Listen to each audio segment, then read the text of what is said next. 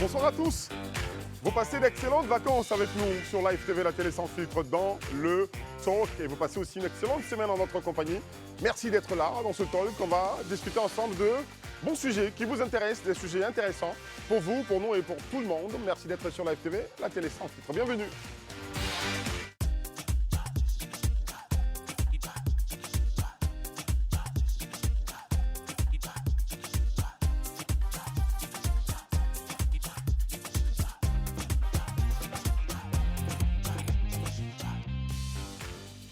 Hello chers tous sur ce plateau. Bonsoir Rayana. Hello. All black this night. Ouais. Ça va? Ça va et toi? Ça va très bien. On m'a dit que le noir c'était classe. Oui, c'est J'ai voulu classe. faire simple. Effectivement, Je c'est pense que classe. ça passe toujours. Hein. C'est classe quand on est une petite lumière aussi. Avec, bon, c'est un compliment.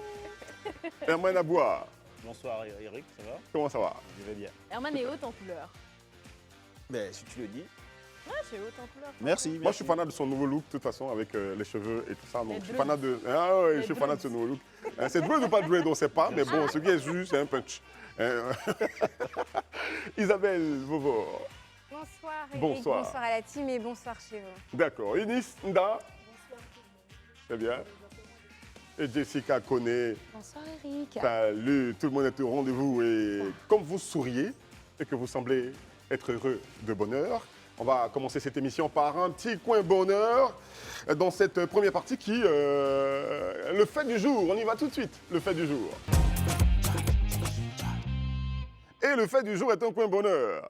Devinez quoi? Dans l'article d'un confrère, on annonce le mariage de l'ex-président Laurent Gbagbo. Voilà. T'es sûr que tu veux me regarder d'abord ou Pourquoi tu me regardes d'abord? Pourquoi j'annonce cette bonne nouvelle et puis personne ne veut que je le regarde? Hein, on est content, mais c'est super un combattant. Oui, C'est non, un- je veux dire, un mariage c'est sacré. C'est une sacré. grâce de Dieu. On ne peut jamais être Tout à fait. mécontent en fait, de l'union de deux personnes. Mhm. Donc, sur ce plan-là, on en est ravis. On est ravis. C'est une love story qui dure déjà depuis plus de 20 ans. Donc la concrétisation devait absolument se faire. Si elle se fait aujourd'hui, on est tous contents. Hein? Isabelle doit être Comme très si on avait le heureuse. choix. C'est son bonheur. Non Toi, mais, tout le monde est fâché par son bonheur. pourquoi vous me regardez? Pourquoi vous voulez Non, je- avoir je- absolument mon avis? On veut avoir les avis de tout le moi, monde sur ce plateau. moi, je suis très, très, très heureuse, en ce tout que je cas, disais. pour le président Laurent Gbagbo et aussi pour Nadi Bamba. Voici, en fait, un Ivoirien qui a été même le premier des Ivoiriens parce que président de la République en Côte d'Ivoire et qui a, j'ai envie de dire, qui n'a pas respecté le code pénal ivoirien aux yeux et su de tous, en son article 391 qui condamne donc tout adultère de 2 à 1 an de prison. On va dire, Mais moi, je suis donc heureuse avant-gardiste que finalement, de la il polygamie. rentre maintenant dans le respect de la loi ivoirienne. Non, je suis contente. Donc, je les félicite et j'espère en tout cas que C'est une cette joie, fois-ci... c'est une joie à que double cette fois-ci- tranchant ce que tu et exprimes. j'espère une joie à que double cette tranchant. fois-ci, ça va durer. Voilà, que ce mariage va être sain, voilà, sans adultère. Et voilà, moi, je leur souhaite en tout cas tout le bonheur. Moi, je veux C'est du simplement- direct, ça. Je veux simplement dire que c'est chaque jour, tous les couples se font et se défont. Donc, c'est leur vie privée. C'est vrai qu'on peut Là, on n'est prendre pas en la... train de parler de divorce de on- toute façon. Donc, peut prendre vie l'argument. faite, pas refaite ou Oui, ou il refaite. refaire sa vie. Hein, il là, refaire je sa vie réponds à avec qui, Isabelle et toi. On parle du bonheur de quelqu'un. C'est Quelqu'un cela. qui va convoler en juste noces. Bon. Hein, bon, mais parce qu'il n'a elle pas a- fait elle a- l'annonce elle a- officielle. Elle a Il a soulevé pas- le point de son adultère.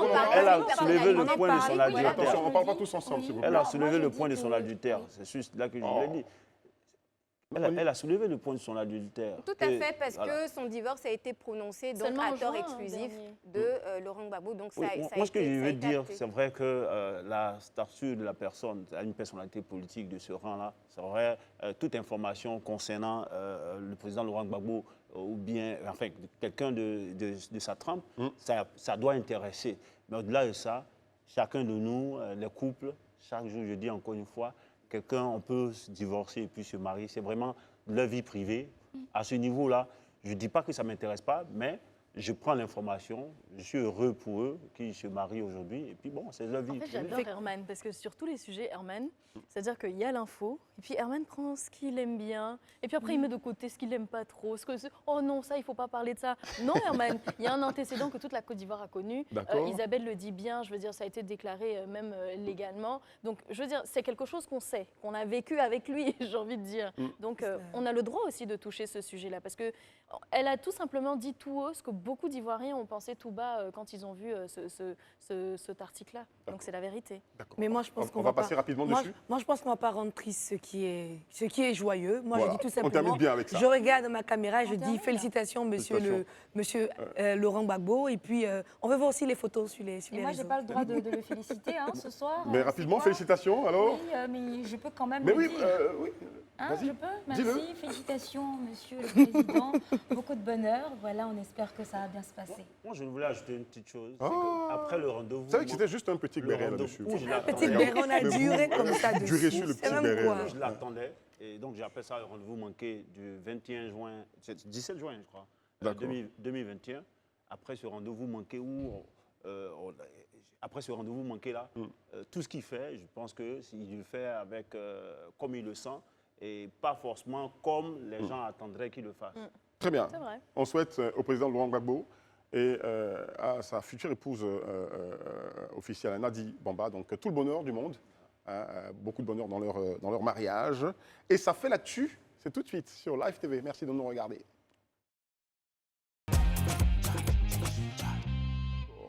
Un sujet tout aussi sérieux.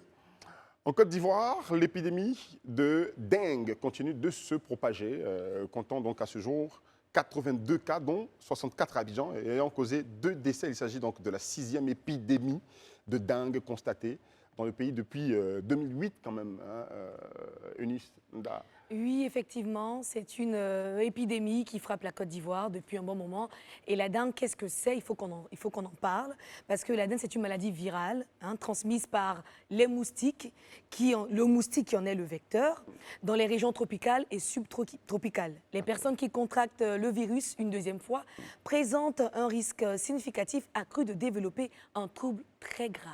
D'accord. Faisons attention. Alors, j'aimerais aussi parler des symptômes, Oui, pendant absolument. qu'on y est. Alors, lorsque quelqu'un a des débuts de dengue, souvent il a de la fièvre qui est vraiment très chaude. Il a de la fièvre, il a des douleurs, très fortes fièvres. Et en plus de cela, il a des douleurs articulaires, il a des vomissements. Souvent, ça peut aller jusqu'à des hémorragies lorsque ça va à l'extrême. Wow. Donc, c'est vraiment des choses à prendre très au sérieux. Je pense qu'on a parlé aussi des causes de tout ça. Oui, les causes. Qu'est-ce qui cause? Elle l'a dit tout à l'heure dans son intervention, c'est une maladie qui est transmise par le moustique. Et moi, je veux vraiment attirer l'attention sur cette pandémie parce qu'on en est à la 6e. Sur cette épidémie, pardon, parce qu'on en est à la 6e. En 2019, on a enregistré 291. En 2022, c'est-à-dire l'an dernier, 380. Cette année, on n'en est qu'à la moitié de l'année. On enregistre 82 cas et 2 décès. Moi, je me dis, il faut qu'on fasse attention parce que c'est cet environnement qui nous rend malades. Alors, environnement, quelles sont les causes? Oui. Quand on parle d'environnement déjà, oui, quand je parle d'environnement, j'en viens. Ouais, voilà, j'en viens. On dit que c'est transmis par le moustique. Et autour de nous, on crée nous-mêmes des nids de développement de moustiques. Quand on a l'humidité, on a des flaques d'eau qui restent autour de nos maisons. On abandonne les pneus avec des résidus d'eau à l'intérieur. On est en train de faciliter la propagation des moustiques. Voilà pourquoi la zone de Cocody est vraiment sujette à beaucoup de cas de dengue. Et moi, je me dis c'est un sujet à prendre au sérieux. Il faut assainir notre environnement pour éviter qu'il y ait propagation des moustiques. Et naturellement, il y aura moins on parle de moyens, on parle de je veux dire, d'attention, de qu'est-ce qu'il faut faire donc, pour éviter cela. On va demander à une autre personne quand même concernant les moyens mis en place pour lutter contre la dengue. Sur les moyens mis en place, moi je vais plutôt aller sur, j'ai envie de dire, le côté de la population. Et pour parler de la prise au sérieux, vous savez, on a cette culture parfois, même si de moins en moins on le fait, mais on a cette culture de dès qu'on a des petits symptômes, de se dire « ah c'est le palu, ah c'est la grippe ». Et du coup, on ne détecte pas assez vite la maladie et on en arrive donc au moment où on détecte la maladie à être à des phases assez avancées de la maladie, ce qui peut malheureusement causer la mort. Donc comme il a été pour ces 2 victimes. Et puis également, Moi, je pense que vraiment, il faut qu'on se responsabilise. Quand on sait qu'on a des symptômes, on est en période de pluie déjà, donc c'est une période qui est très sujette donc, à maladie. On sait qu'il y a beaucoup de personnes qui déjà ont des prédispositions, j'ai envie de dire, plus élevées que d'autres à contracter certaines maladies. Il faut vraiment qu'on prenne nos vies au sérieux. Et que dès qu'on a certains symptômes, qu'on arrête l'automédication, qu'on arrête de se dire « Oh, c'est une grippe, j'ai l'habitude d'avoir la grippe parce qu'on sait qu'on a le nez qui coule, on sait qu'on a mal à la tête ou qu'on a une petite fièvre, ça c'est une grippe. » Ou bien on a un peu mal au dos, on a vomi, ah c'est un palu, ou bien c'est une fièvre typhoïde. Non, il faut qu'on arrête ça. Il faut vraiment prendre ses responsabilités Assez souvent, en les main. Baoulés disent c'est plein de votre. Voilà aussi. Donc vraiment, moi je pense que Voilà déjà, des choses. ce qui peut vraiment sauver des vies, c'est déjà de détecter la maladie à une phase qui n'est pas avancée, Très bien. à une phase qui n'est pas trop avancée, ce qui permet de faire le traitement et de pouvoir éviter certains risques graves. Effectivement. Quand on parle des solutions, Herman, je vas-y. voulais attirer l'attention sur l'attitude des humains, ce qu'on appelle l'activité anthropique. Les hommes qui facilitent, parce que le vecteur qui transmet, enfin le moustique qui transmet, avant, il était beaucoup plus dans les forêts et autres, enfin dans la brousse. Il est quand même différent de tous les moustiques qu'on connaît dans ouais. certaines maisons, dans nos maisons. Les Dans moustiques. nos maisons, les moustiques Il est différent. sont brunâtres. L'anophèle qui transmet le paludisme est de couleur brunâtre. Celui-là, il est blanc et noir. On l'appelle moustique tigre. Moustique tigre. C'est ça. On le voyait, donc il partait au champ, je ne sais pas si dans les plantations de nos parents, on les voyait là-bas. Maintenant, aujourd'hui, c'est qu'ils vivent avec nous en ville. Qu'est-ce qui fait ça? C'est le comportement des humains qui travaillent. Aujourd'hui, les gens sont plus portés sur avoir des animaux de compagnie. On a, à Cocody, par exemple, elle a dit que c'était l'épicentre de la prolifération de la dengue. Et il y a, vous voyez bien, des bananiers un peu partout, des bananiers, des maisons inachevées, des pneus usés qui sont, qui sont partout. Ces endroits, et les horticulteurs, on n'en parle pas. Il se trouve que au niveau de l'INPH, par exemple, il y a les pots de fleurs. À l'intérieur, les eaux qui ne sont pas renouvelées, qui sont des niches pour ces moustiques-là qui prolifèrent. Il faut que les hommes puissent faire en sorte qu'on entretienne mieux notre environnement. Très rapidement, vraiment désolée, très rapidement. Sur l'entretien, s'il te je veux juste rebondir. On sait qu'on a des structures de nettoyage, mais on sait que beaucoup d'ordures stagnent dans certains endroits, dans certains quartiers. On passe, le ramassage des ordures ne se fait pas de façon régulière. régulière. On est obligé de payer des services. Et ça aussi, ça peut être un vecteur super important. Voilà. D'accord. Parlons de l'État qui quand même mène des actions pour pouvoir éradiquer cette épidémie. Quelles sont les mesures? Oui, depuis le 20 juillet de cette année, au niveau de l'État, il y a une campagne de démoustification qui a été mise en place, initiée sur toute la zone Cocody-Bingerville pour tuer en fait les nids de germes, en tout cas des moustiques. Il y a aussi la prise en charge gratuite de tous les patients qui sont atteints de la dengue. Il y a la mise à disposition dans tous les centres de santé de tests palu et aussi de dengue, parce qu'il faut savoir que les deux tests sont différents. Voilà. Donc si on a la dengue, il y a un test spécifique en fait pour la dengue et pour le différent de celui qu'on fait, qui est différent de la goutte épaisse. Exactement, tout à fait. Et donc au-delà de ça, il y a aussi la CMU qui permet d'avoir les médicaments, le soin gratuit. Ça fonctionne encore. Petit clin d'œil. Oui. Bon. Non, mais Herman, tu ne peux pas me la faire à chaque fois. Ça fonctionne très bien. Ça c'est bien. C'est au niveau de... Lorsque l'épidémie est là, les actions qu'on mène, on revient là-dessus. Mais la chose la plus importante, selon moi, c'est la prévention. Donc la sensibilisation. La sensibilisation, on constate que c'est lorsqu'il y a des bruits d'épidémie que les gens relancent tout l'opérationnel autour de la sensibilisation, toute la machine. Or, et tout à l'heure, c'est vrai qu'elle parle des actions du gouvernement, mais il faut souligner qu'on a dit les causes de cela.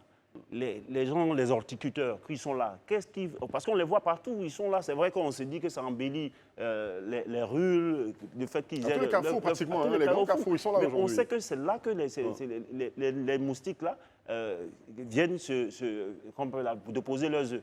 Qu'est-ce qu'on fait?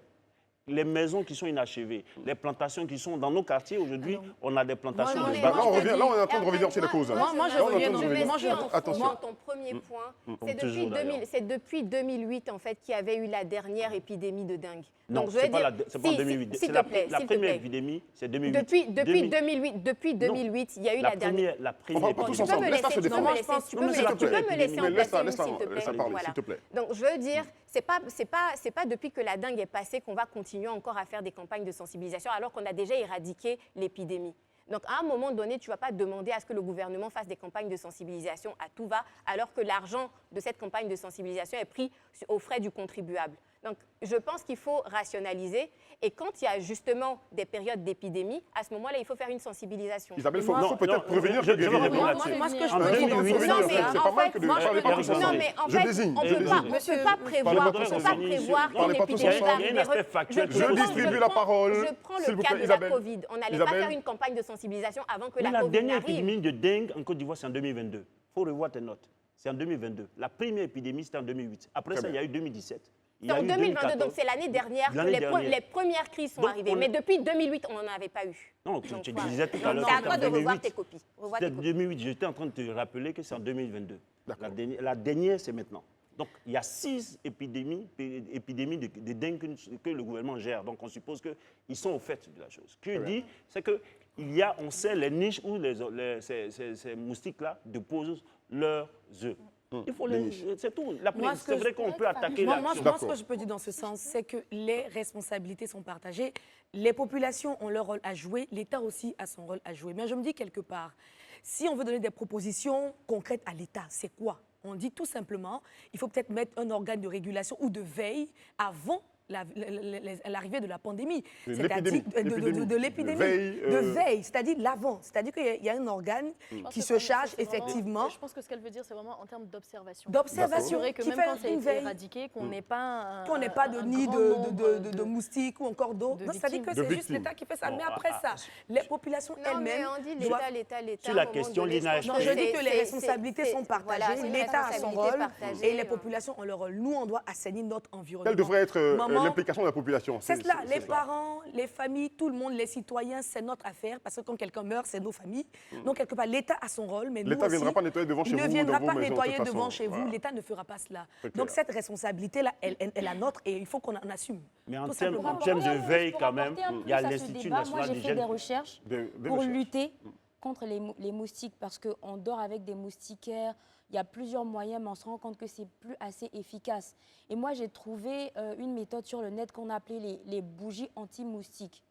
C'est-à-dire que c'est des bougies parfumées, mais qui sont faites à base d'antiseptiques, en fait. Ils vont combattre les moustiques. Et moi, je me dis, non seulement c'est esthétique, parce que parfois, on va se dire, mettre un moustiquaire, il fait chaud, Quelqu'un on n'a d'autre pas de viendra te parler de ton ventilateur. mosquito ou Oui, de tout beaucoup ça. d'autres choses. Voilà. Alors que moi, je me dis, c'est très ingénieux D'accord, de ok. songer à mettre des bougies anti-moustiques dans la maison. Et moi, je me dis, on ne va pas attendre à une période pluvieuse pour prévenir. mettre sur place en fait, ces mesures-là. D'accord. Tout le temps, on entretient notre environnement. On a nos moustiquaires, on a nos bougies parfumées anti-moustiques. D'accord. Tout ça, moi, je crois qu'avec ça, demain ou l'an prochain, c'est notre souhait d'avoir moins de cas de dengue en Côte d'Ivoire, tout simplement. Mais moi, je voulais dire quelque chose. Au niveau de veille dont elle parlait, il y a l'Institut national d'hygiène publique qui est outillé plus ou moins à ces genres d'épidémies-là. Et puis la Côte d'Ivoire a montré déjà vis-à-vis des épidémies qu'on a déjà eues, Une forme de résilience. voilà, une certaine forme de résilience. Et on voit qu'il y a toujours un bon comité qui essaie de réagir sur ces questions-là. Je me rappelle quand on était plus jeune, contre la poliomyélite, aujourd'hui on est à 0% de poliomyélite. Donc même pour la Covid, la Côte d'Ivoire a été bien résiliente sur la question. Donc ce n'est pas nouveau. Je veux dire que tout ce que je dis, c'est d'insister sur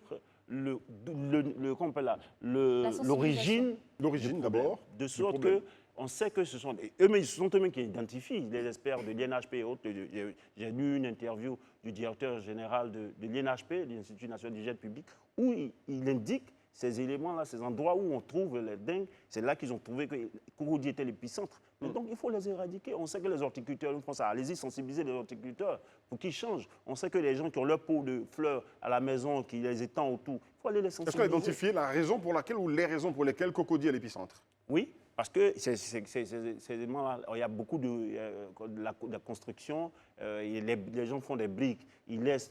C'est-à-dire que ce moustique-là, lorsqu'il voit un petit eau qui étang, un stagne. récipient, il se met dedans, il vient de poser ses œufs. Tranquille. Donc, Cocody, avec le dynamisme qu'on se voit au niveau immobilier, de modernisation, et puis les gens, ils commencent des chantiers, ils ne terminent pas, donc et les gens font des plantations à l'intérieur, et surtout les bananiers, les gens en ont parlé, il y a des réceptacles qui permettent de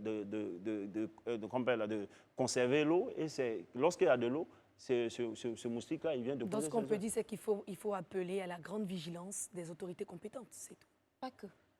Pas que des autorités, Mais quand même. mais On parle d'autorité depuis, mais bon, je répète responsabilité encore, partagée. le président de la République avec un gouvernement ne viendront pas chez toi pour je veux dire, te ta demander d'être maison. propre ou encore de ne pas verser de l'eau, même devant ta cour, dans la cour, ou de laisser de l'eau stagner dans les pneus, personne. Donc c'est pourquoi on a posé la question de l'implication de la population dans cette campagne de sensibilisation qui est en train d'être, dans cette lutte donc, contre cette Non, épidémie. et puis, c'est important ce que tu dis, parce que Ouais.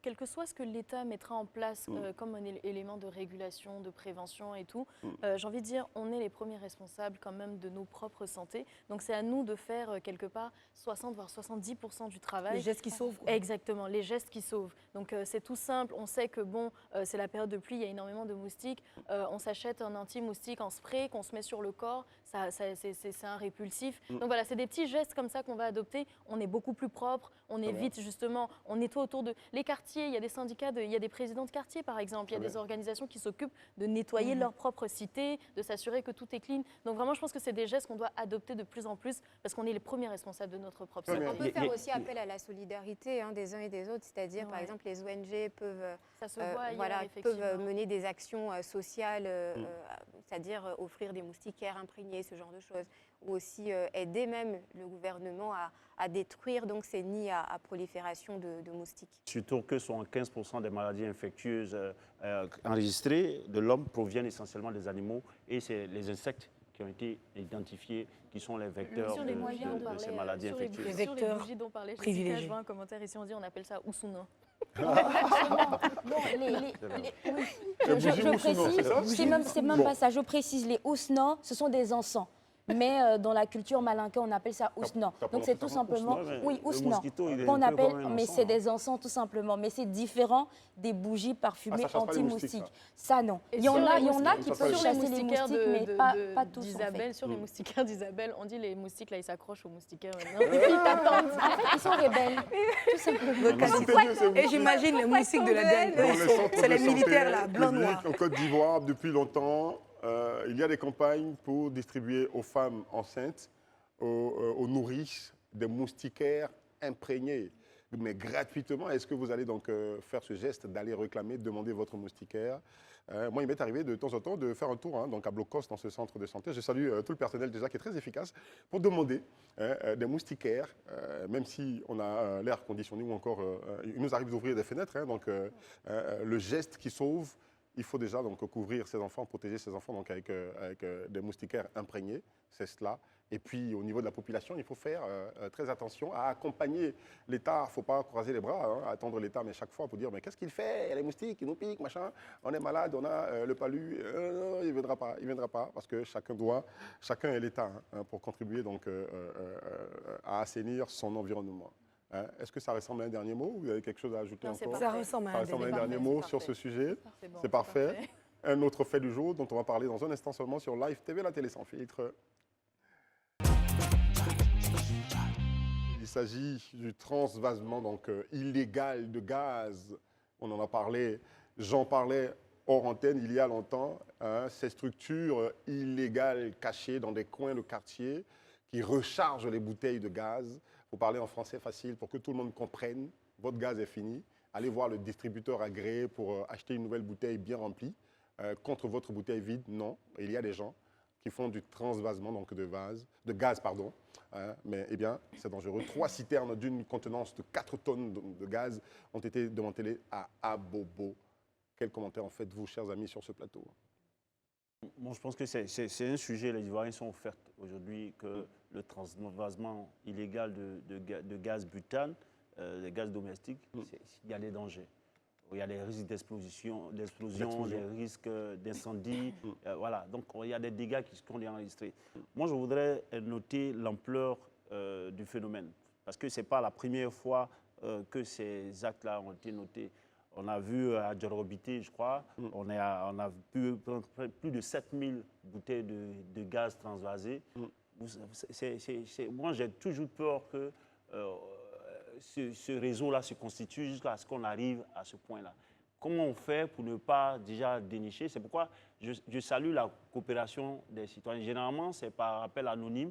Il faut dénoncer. Aux États-Unis, il y a ce qu'on appelle le neighborhood watching. Ça veut dire que le papatoya, là, ce qu'on appelle papatoya, c'est de légaliser. Si tu sais que ton voisin est en train de faire des choses qui ne sont pas bien, qui atteignent, qui portent un coup fatal à la sûreté, à la sécurité la sûreté des citoyens. Il faut dénoncer, il faut appeler de façon anonyme si tu ne veux pas dire non. Mais parce que vous avez alerté, on peut circonscrire le danger. J'ai bien aimé, lorsqu'on voit l'opération, lorsque les forces qui sont venues essayer de transvaser ces 3 citernes-là dans leur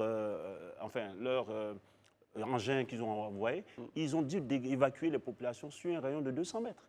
C'est quand même du gaz, c'est pas de l'eau. Voilà, lorsqu'ils prennent ces précautions, comment on peut jouer avec ça? On doit pouvoir comprendre que c'est un danger pour nous. Donc, manipuler comme ça le gaz, il faut éviter. Oui. Le pire même, c'est que cette pratique frauduleuse-là réduit la quantité de gaz au détriment des consommateurs. C'est ça même l'objectif. En fait, ça réduit le contenu même de la bouteille de gaz. Ce que tu veux dire, c'est que ça ne remplit... C'est pas rempli, en fait. Voilà, en français facile. Quand tu payes pour ta bouteille de gaz, elle n'est pas totalement remplie. Et après, le volet sécuritaire, même Herman l'a dit, c'est beaucoup plus alarmant. Il y a des dégâts vraiment considérables qui peuvent être observés. Et à côté de ça, il faut vraiment qu'on pose des actions pour que ça n'arrive. Parce que de plus en plus, à chaque fois, on enregistre...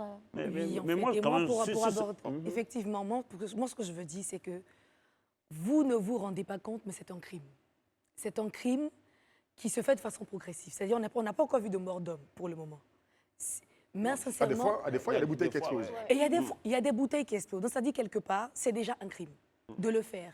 Surtout quand vous n'avez pas les moyens légaux de protection et de sûreté concernant ces gaz-là, c'est un crime. Vous exposez les populations et je pense qu'effectivement, les populations eux-mêmes doivent faire la veille. Comme on le dit aux États-Unis, ça existe, le papatoya positif. Tu vois quelqu'un qui fait un truc comme ça, tu t'interroges, tu appelles le numéro qu'il faut et tu contactes les autorités compétentes. Parce que c'est dommage. Et qu'est-ce qui se passe? C'est que les conséquences, non, je ne dis pas les conséquences, la cause du fait que ces choses-là durent encore, c'est que les populations en achètent. Bah oui. Et tant que les populations achètent, c'est un réseau qui va perdurer dans le temps. Il faut qu'on vous dise déjà donc, voilà, que c'est dangereux que de faire ça. Situation dangereux. géographique de ce site de transvasement, c'est bien à Bobo. C'est pas seulement à Bobo. Non, celui qui a été démantelé. Oui, c'est à Bobo. Mais moi, je pense plutôt qu'il faut que les populations, je reviens un peu là-dessus. C'est vrai que peu importe l'endroit où c'est, il faut que les populations réussissent à alerter parce qu'il y a un danger, il y a des menaces graves sur la vie des citoyens. C'est clair. Il faut faire attention, c'est fini. Vous avez tous dit je m'aligne ce que veut dire sur cette affaire. Un dernier point, c'est qu'on constate aujourd'hui que la Direction générale des hydrocarbures, qui mène l'opération avec les forces de défense et de sécurité et autres, fait un travail. Parce que cette année, activement, on a vu les gens sont alertes, ils prennent des mesures et autres. C'est bien de reconnaître, Herman. Mais quand c'est bon, moi je le dis. C'est toi, quand c'est pas bon pour les autres, que tu le dis pas. Souvent aussi, tu abuses un peu. C'est limite souvent. D'accord. Vous arrivez à être d'accord sur vos désaccords de temps en temps donc, dans cette émission et ça, c'est super. On est content, il y a la paix. On est content. Au milieu du palabre, toujours en train de... Et puis de temps en temps, je souffle là-dessus. Voilà. Sur ce point, j'aimerais préciser que l'emplissage des bouteilles de gaz butane ne se fait que dans les centres emplisseurs autorisés, exploités par les distributeurs agréés par l'administration pétrolière. C'est-à-dire que toi, tu vas acheter ton gaz, tu vois que ce n'est pas fait dans les bonnes conditions, faut pas acheter. Faut pas acheter. Sinon, tu es en train d'encourager Très bien. tout simplement cette pratique frauduleuse. Merci à tous. On va mettre une pause et allez, à tout de suite. On est de retour sur ce plateau, le plateau du Talk. Bonsoir à ceux qui nous prennent en marge. Je voudrais faire un clin d'œil à tous ceux qui nous regardent via les réseaux sociaux de Live TV et qui lâchent des commentaires, qui partagent le direct et qui animent avec nous cette émission par leurs commentaires. C'est très intéressant. Lâchez-nous des likes, des cœurs. C'est très important à nous sur ce plateau. Isabelle Vauvor, Rayana Assi, Jessica Koné, Herman Aboua et Enis Nda. Nous sommes ensemble pour passer de bonnes vacances avec vous. Et puis, on va y aller tout de suite pour un autre fait de l'actualité. On y va. On en parlait seulement donc, il y a quelques jours, la semaine dernière, non, c'est ça la révision de la Constitution, je trouve mes mots, ok. Le projet de révision de cette Constitution adopté donc à 88,53%. Ils se sont réunis, les parlementaires, hein, Encore une fois. encore une fois. Et je pense que c'est la suite logique de ce qui avait déjà été entamé donc, comme processus. On l'avait expliqué. Donc, dans un premier temps, ils s'étaient réunis, ils avaient répondu oui à la prise en considération du projet portant modification, donc révision de la Constitution. D'accord. Et cette fois-ci, ils se sont réunis pour, à 88%, 88,53% plus exactement. Pratiquement à dire l'unanimité, oui. on peut le dire d'une certaine façon. Pratiquement, presque, oui. parce que quand on a quand même une petite marge d'abstention et une petite marge en fait de refus, on va dire, mais ils ont dit oui à ces nouveaux projets de loi. Et donc ces nouveaux projets de loi portent modification des articles 90, 94, 107, 179, 180, 181 et 182. D'accord, Mais en il résumé s'agit de précisément. façon très simple j'ai envie de dire, de réorganiser le travail parlementaire. Donc déjà, on l'avait annoncé, il s'agit donc de scinder les sessions parlementaires en 2 sessions, ce qui n'était pas le cas avant puisqu'on avait une seule session. Et maintenant, on aura donc une session qui partira de janvier à juin et l'autre d'octobre à décembre. Encore une fois, petite nouveauté, c'est qu'aujourd'hui, le président de la République aura le droit donc, de faire des amendements par les membres du gouvernement. Donc, ça consiste en quoi? C'est tout simple. Quand on a des projets de loi et qui sont amendés en fait, par le Parlement, quand ça revient, les membres du gouvernement donc, qui sont concernés en réalité par la teneur des différents projets de loi auront le droit de faire des amendements pour pouvoir enclencher, j'ai envie de dire, une sorte de processus de négociation. Donc pouvoir discuter sur ces termes-là avant de tomber d'accord. Donc c'est une sorte de renforcement quelque part de la démocratie et en fait vraiment de l'interaction entre le gouvernement et l'Assemblée nationale. D'accord, on peut dire que la démocratie règne à l'hémicycle. Tout à fait. Et puis également la possibilité donc, que l'Assemblée nationale et le Sénat puissent se réunir en congrès à la demande du président de la République pour procéder eux-mêmes au réaménagement de leur session ordinaire de façon exceptionnelle. Ça c'est très intéressant parce que du coup ils peuvent organiser le travail comme ils le souhaitent en fonction des réalités et de l'environnement qui s'impose. Et ce qu'il faut savoir, c'est que dans la nouvelle Constitution, en cas d'indisponibilité d'organiser les élections des députés et des sénateurs avant l'expiration des pouvoirs de chaque chambre, le Parlement demeure jusqu'à ce que possibilité se fasse d'organiser les dites élections. Donc, voilà, ce sont des petits ajustements comme ça qui ont été faits. C'est tout simplement des ajustements. Il y avait un sujet qui avait fait un peu le petit buzz, c'était le sujet donc, de la vice-présidence, sujet qui a été abrogé. Et puis, je pense qu'on aura plus de détails tout à l'heure. Plus de détails. Bon, un point quand même à relever, hein, vu que l'opposition semblait ne pas être d'accord il n'y a pas longtemps. Comment en est-on arrivé à ce 88,53%? Non, je pense que dans ces 88,53%, il y a le PDCI qui a voté oui, il y a le RHDP aussi, je pense que c'est le PPACI qui a voté contre. Mais on retient en tout cas que c'est la majorité parlementaire qui l'a emporté. Et donc, il y a eu cette révision. Et donc, Rayana l'a très bien expliqué tout à l'heure. Donc, il y a l'élection donc des sénateurs et des députés qui va se faire dorénavant un an après, juste après en fait l'élection présidentielle, et ensuite donc on a le calendrier en fait du Parlement qui devrait correspondre maintenant à celui du gouvernement pour faciliter la célérité donc de tous les dossiers, les projets de loi qui arrivent donc au niveau de la table des différents, enfin du Parlement tout simplement. Il y a l'amendement et enfin il y a cette disposition sur la vacance du pouvoir avec la vice-présidence qui a été abrogée. Sur ce point-là, je vois déjà que tu entends grincer des dents, mais je vais t'expliquer.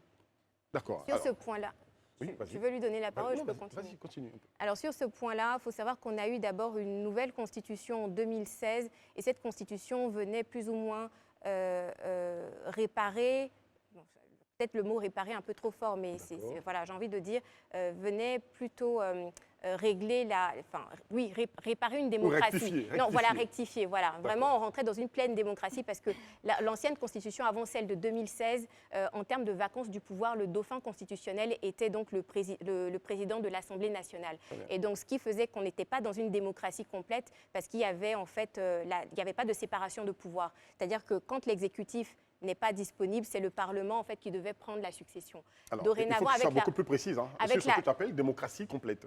Oui, pour moi, une démocratie, et c'est ce qui est dit dans le Larousse ou même dans toutes les grandes démocraties, c'est la séparation du pouvoir donc, de l'exécutif, du législatif et du judiciaire. D'accord. Mais dans l'ancienne constitution, avant celle de 2016, le dauphin constitutionnel était donc le président de l'Assemblée nationale, ce qui n'était pas logique en termes de démocratie.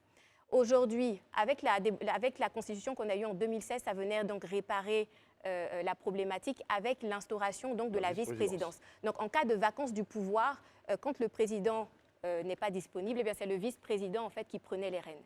Donc là, on avait une démocratie pleine, donc on est en pleine démocratie en ce moment, donc qui restait donc le pouvoir restait au niveau de l'exécutif. Voilà. Il y Maintenant, avait donc une petite faille dans le système. Oui, auparavant, c'est voilà. Donc la Constitution de 2016 est venue réparer donc ce tort démocratique. Donc dorénavant, on avait un dauphin constitutionnel qui était pleinement dans l'exécutif. Très bien. Maintenant, j'ai envie. Isabelle, on va prendre l'avis d'Herman là-dessus. Non, mais parce que mon avis n'est pas terminé. Donc c'est vraiment. On te le conseille. Mais vas-y. On te le conseille. Vas-y.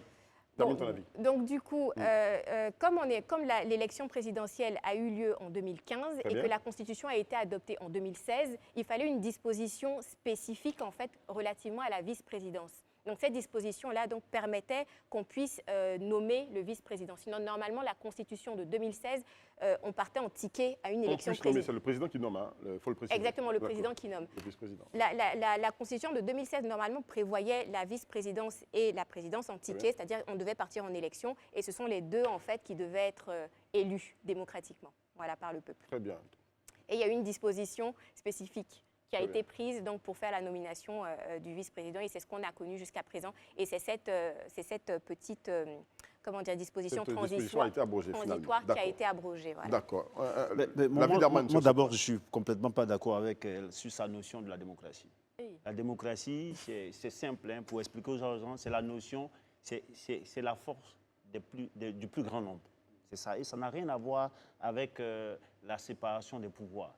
Ce qu'elle voulait dire peut-être... Ce que tu dis, c'est très grave. La séparation du pouvoir. Une démocratie repose sur la séparation du pouvoir. En réalité, c'est que tu as laissé parler. Voilà, on t'a écouté longuement. Non, mais en fait, tu es en train de raconter n'importe quoi. Tu pourrais réagir après. Tu pourrais réagir, rassure-toi. Il faut bien écouter. Je reviens. La démocratie, c'est un concept sur le grand nombre, qui prive, la décision du grand nombre qui prive sur le petit nombre. Ce dont elle veut parler, peut-être qu'elle ne maîtrise pas la notion, c'est toi qui ne maîtrises pas ce que tu es en train de dire, parce que ce que tu dis, c'est très grave. Comment est-ce que sur un plateau télé, tu peux affirmer qu'une démocratie ne repose pas sur la séparation des trois pouvoirs? Non, parce que pour ceux qui sont en train de nous regarder, c'est très grave ce que tu as dit. Mais à un moment donné, à un moment, tu pourras réagir. On est d'accord que tu pourras réagir après. Merci la cloche. Oui, je reviens encore là. On parle de régime présidentiel et de régime parlementaire. Aux États-Unis, il y a des régimes. Par exemple, ils ont leur système qui est différent du nôtre, mais ils sont en démocratie. Ce n'est pas forcément... Là-bas, le Parlement a une force, n'est-ce pas? Donc, il y a les régimes présidentiels, il y a les régimes parlementaires. Ça n'a rien à voir avec la notion de démocratie. En démocratie, ça dit que nous sommes 6 là. Si nous 4, nous sommes d'accord sur une position, c'est pour vous qui passe et les 2 autres doivent accepter. C'est ça la notion de démocratie. Pour revenir, moi, je pense que toute cette gymnastique qu'on fait au niveau... pour gérer, comment on appelle, les lois, les modifications des lois et autres là. Quand on regarde la fin de ce qui s'est passé, en fait, c'est ce qui a invité à ce qu'il y ait session parlementaire, modification, tout ça. C'est la question du ticket. Le président, l'Assemblée nationale avait voté une loi, enfin, par référendum même, c'était une de la Constitution, le ticket. Président, vice-présidence. Qui n'était pas dans notre... Elle a bien fait de souligner, qui n'était pas dans notre Constitution. Après, on a pris des dispositions spéciales pour annuler cela. Ça n'a pas été annulé. Non, ça n'a pas été annulé. Il y a eu une disposition spéciale qui est venue. On n'a jamais respecté, puisque depuis là, que cette loi a été votée en 2016, on n'a jamais eu de vice-président élu avec le président de la République. Pendant ce temps, on a fait une élection présidentielle en 2020. Donc je veux dire qu'on a pris une disposition spéciale pour passer, enfin... D'où la faiblesse du système, d'où la faiblesse de cette loi. Maintenant, on arrive à 2023, où on abroge carrément cette disposition, c'est-à-dire qu'on revient au ticket. Moi, ma question, qu'est-ce que cela, qu'est-ce qu'il y a derrière? Mais au-delà de ça, les institutions là sont faites pour garantir la stabilité du pays, enfin de tout le fonctionnement du pays. Ces modèles de duo quand on sait là, est-ce qu'on voit ça ailleurs dans les démocraties modernes avancées? Est-ce que chez nous ici, ça marche? Quand on prend en réalité l'histoire de la Côte d'Ivoire, ça pourrait marcher. On regarde l'histoire de la Côte d'Ivoire. En 2003, lorsque le Premier ministre Sédou Diarra, fort des accords de Lomé et autres, il a souhaité par comment on appelle ça, contresigner tous les documents officiels de l'État de Côte d'Ivoire, le président de la République élu. Ça posait, on a vu le malaise qu'il y a eu là-dessus. Est-ce que revenir à cela, quand on sait les appétits en Afrique et autres là, de certains trucs, c'est pas... Tu essaies de dire, est-ce que le pouvoir du vice-président ne va pas peut-être fragiliser le vice-président? Bon, je tiens quand même à rappeler que ça fait déjà 5 minutes qu'il a pris la parole, qu'il est en train de parler. La question t'est envoyée. Mais en fait, on me coupe. Vas-y, la question t'est envoyée. Il a terminé. Je peux maintenant placer une démocratie. Une démocratie repose donc sur la séparation des pouvoirs et repose aussi sur la voix du peuple. La majorité. Il faut revoir la Non, mais s'il continue la de démocratie. Laisse-la finir. On ne va pas arriver au terme de ce débat. On va poursuivre l'émission jusqu'à ce qu'elle se termine, rassurez-vous. Non, mais tu as donné ton point. Tu peux me laisser aussi m'exprimer. Mais seulement, de la démocratie, ce que je voudrais que vous sachiez, à t'entêter sur la question on va se calmer déjà pour du commencer. régime parlementaire, du régime présidentiel. Herman. La séparation des pouvoirs, Herman. ça n'a rien à voir forcément à la démocratie. C'est un élément pour la démocratie. Mais la démocratie, c'est la force du plus grand nombre. Il faut accepter cela. Et puis, il faut revoir tes copies, parce que dorénavant, on ne partira pas en ticket, mais on reste sur la disposition, parce que la Constitution a été modifiée en mars 2020. Donc, on reste sur la nomination. Cette disposition spéciale qui avait été prise en 2016 n'a plus lieu d'être. C'est pour ça qu'elle a été abrogée, en fait. OK, soit. Donc, tes analyses, faut les revoir. Non, enfin, moi, non, mais c'est vrai, mais tu dois revoir tes copies. Parce qu'on reste toujours sur des nominations. Chers amis, sur le plateau, il y a un modérateur. On dit que c'est un lead.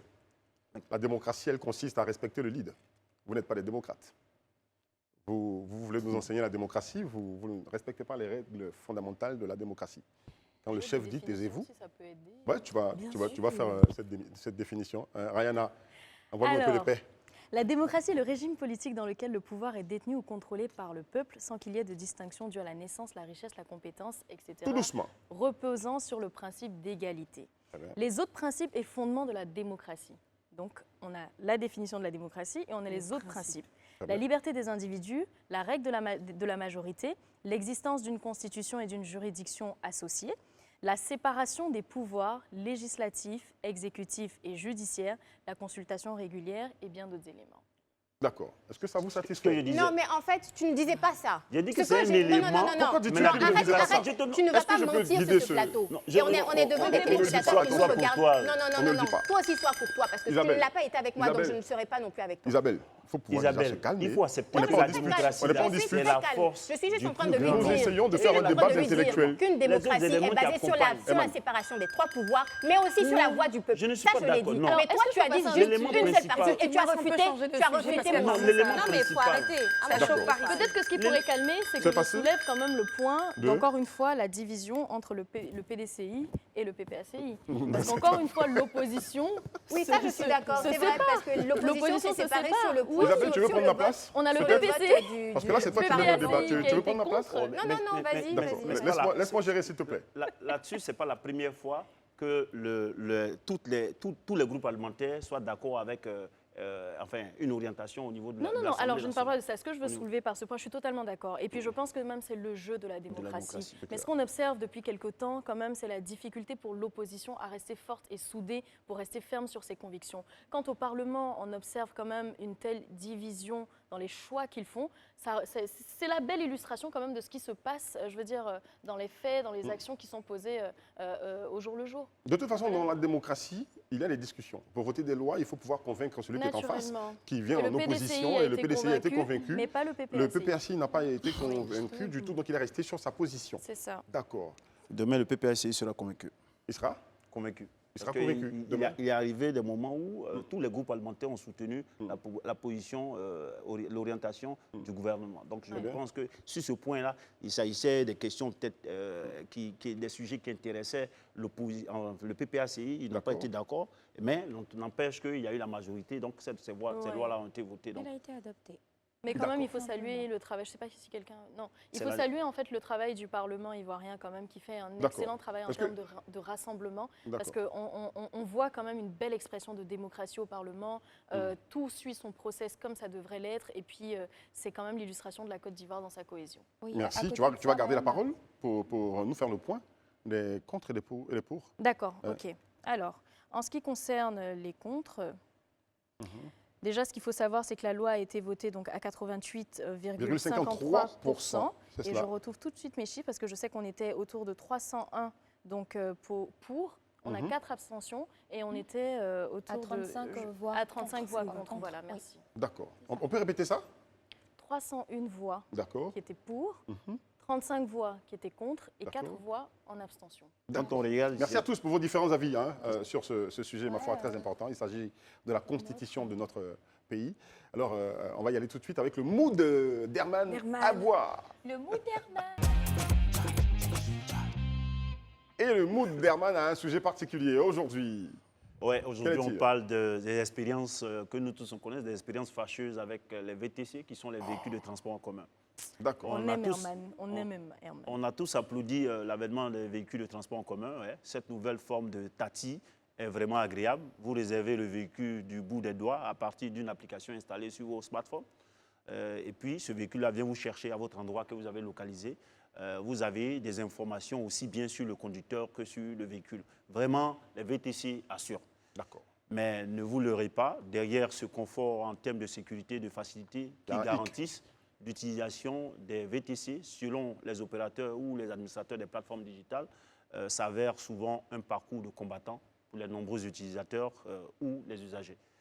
Parlons d'abord des prix à température variable.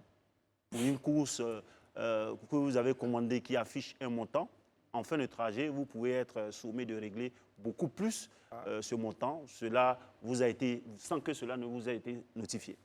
Et puis, il y a aussi ces chauffeurs de VTC malicieux. Quand ils ne veulent pas terminer la course, ne veulent pas faire la course, et qu'en même temps, ils ne veulent pas se voir retirer des points parce que les opérateurs là, leur retirent des points quand ils refusent.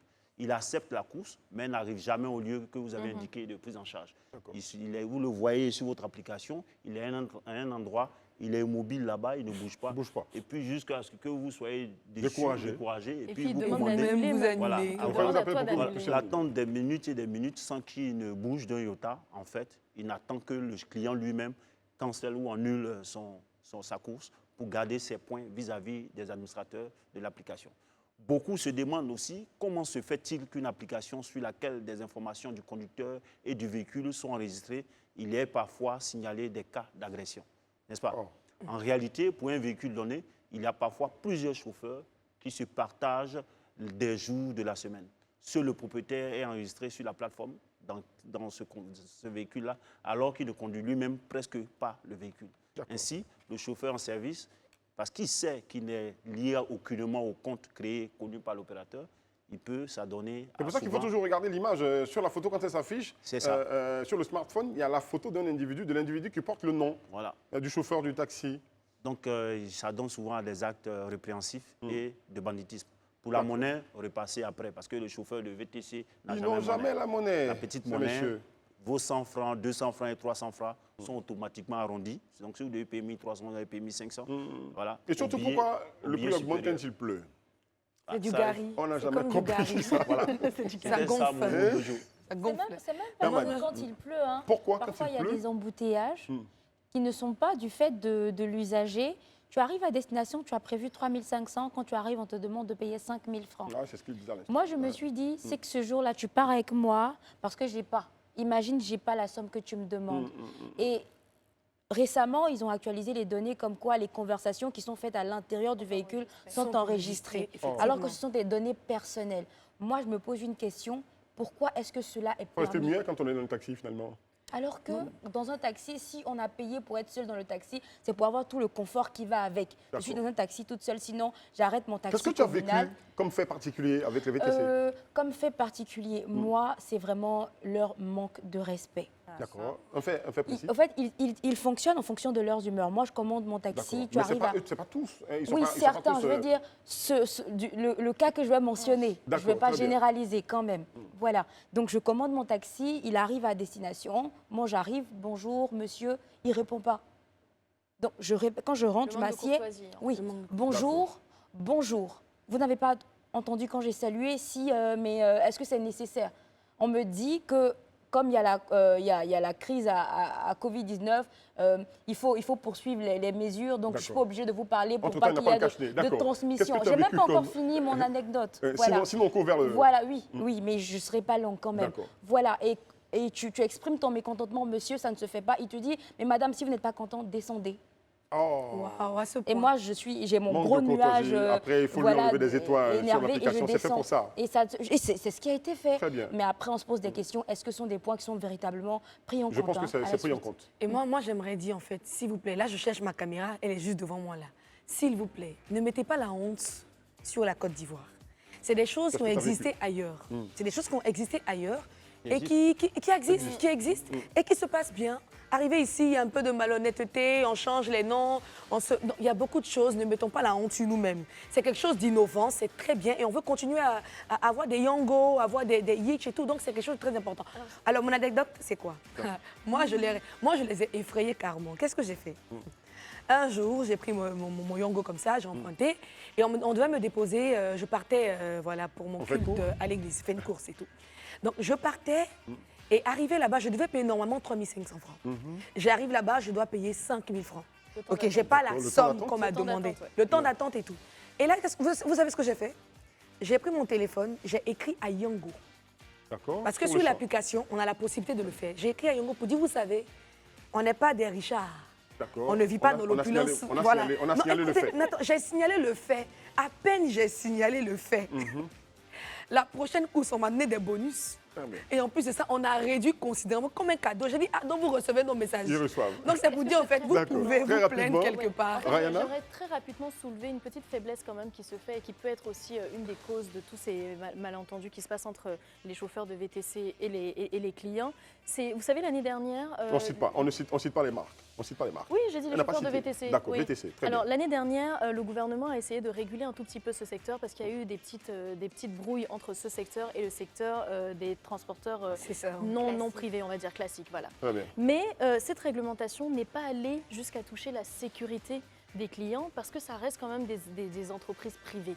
Et je pense que quelque part, on devrait regarder ça parce que ces entreprises-là ne nous parlent qu'à travers des call centers en réalité, des services clients digitaux. Donc libre à eux d'intervenir ou de ne pas intervenir. Si aujourd'hui, un chauffeur de VTC part par exemple avec mon enfant, il n'y a rien qui peut se faire de façon réactive en fait. Je ne peux que parler à l'assistance. Un système. Et ça, c'est difficile. Il faudrait soit qu'on ait des représentations ici, mais une vraie collaboration également avec, je ne sais pas moi, les forces de sécurité ou quelque chose comme ça. D'accord. Isabelle, un point quand même. Rapidement. Oui, Herman a soulevé un vrai sujet d'actualité parce que la problématique des VTC est criarde en fait, notamment pour la monnaie qu'on ne rend jamais. Moi, ma petite anecdote, c'est relatif en fait à l'odeur. En fait, quand je monte dans un VTC, la plupart du temps, c'est pas très agréable. C'est pas très agréable. C'est juste ma petite mésaventure. D'accord. La bonne hygiène. Surtout le côté de la monnaie là, ça c'est un gros problème. J'ai même écrit à Yongo encore pour leur donner des propositions. Attention. Moi je discute carrément avec eux. Une chose à préciser, on ne lit pas toujours donc les conditions, toutes les données, les conditions générales d'utilisation des VTC.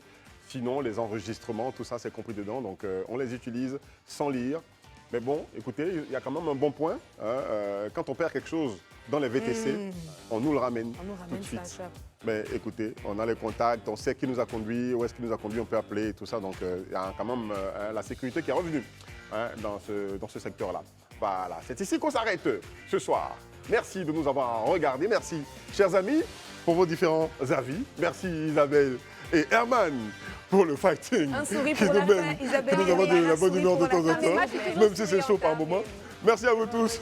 On se retrouve demain pour un autre numéro du Talk. Shalom.